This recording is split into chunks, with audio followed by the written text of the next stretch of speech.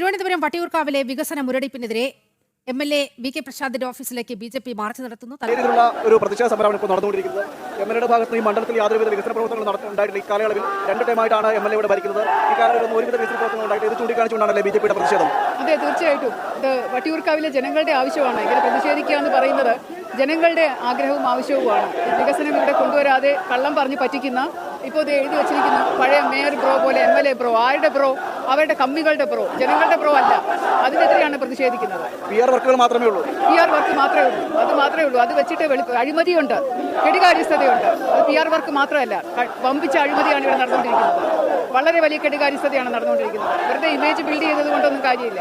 ഈ വട്ടിയൂർക്കാവിനെ തിരുവനന്തപുരത്ത് നഗരത്തിലെ ഏറ്റവും വലിയ സിറ്റിയാക്കി മാറ്റുമെന്നൊക്കെയായിരുന്നു വാഗ്ദാനം. അതെ, അത് നാട്ടുകാരെ പറ്റിക്കുക എന്ന് പറഞ്ഞാൽ ഇതുപോലെ ഒരു MLA വേറെ ഉണ്ടായിട്ടില്ല.